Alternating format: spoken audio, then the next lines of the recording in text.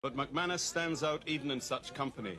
When he had a couple of thousand on a 20-to-1 winner at Cheltenham last March, the success merely encouraged him to boost his stake on his own horse, Deep Gale. There wasn't a bus fare left out of £60,000 when Deep Gale fell. And it was limited consolation when the jockey told JP, if I could have caught him, we'd still have won. As a bookmaker, a fearless punter and a knower, McManus is enough of a prodigy to draw praise from old-hand professionals like Fonzie O'Brien, brother of the peerless trainer Vincent O'Brien. He's a guy that has come into the game and he's put a lot into it. He's put a lot of money into buying horses, selling horses, and I don't think he's ever refused a bit. And he's frightened an awful lot of bookmakers in England from time to time, you know. Away from the exhausting turmoil of the racecourse, McManus relaxes in his own 50-odd acres of County Limerick. Apart from the wolfhound, he has a handsome wife and a young son to help him enjoy the land and house that are fully paid for. The real estate represents the sort of substantial insurance that should always be carried by men who ply his hazardous trade. They call him the Sundance Kid, but that hints at extravert ways he would never favour. He treads quietly and carries a big bankroll. He's travelled a long way since he was driving a bulldozer in his father's contracting business. It's natural to ask if bookmaking provided his tank of betting money. Not really. I was very lucky when I started to bet first. Because I remember the first big bet I might have had, I forget where it was, but slight odds-on chance, and it won. And I had a very good record from the first 20 or 25 bets I had. Very, very few of them got beaten. Yes. And it just you then developed from there. Like, you had real money to hand to play with. Well, I had a few quid to play about with, you know.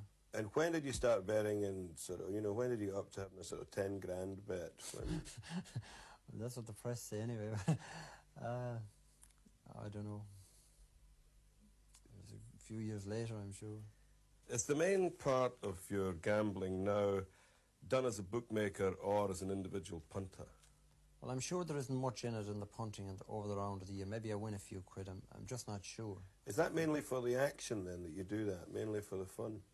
More or less, I think. Yeah. But is it much fun if you find yourself with 30 or 40 grand in this thing and then it falls? Well, I can tell you the fun goes out of it then. I remember having this old horse one time. I only owned a share in him, or a leg in him, as I say, and we thought, like, well, he was no world beater, but we always felt we could place him to win a race somewhere, like. But we sent him across the water, and we got him ready for this race up the north. Now, as far as we were concerned, the only problem was going to be getting the money on at the last minute, because we felt the horse would win.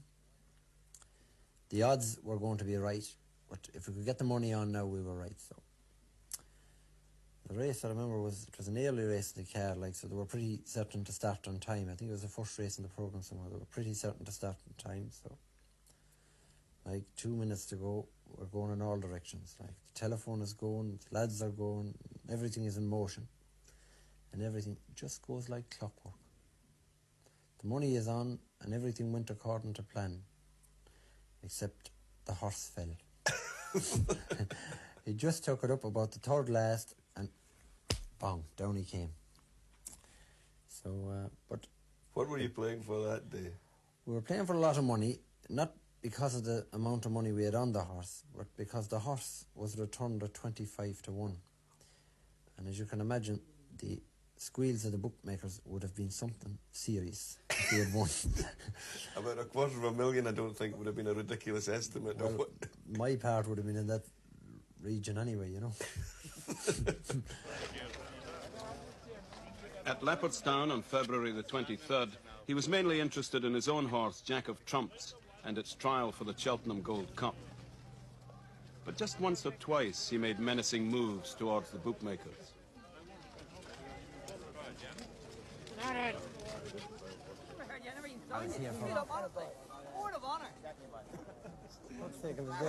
The failure to lodge that bet did no harm.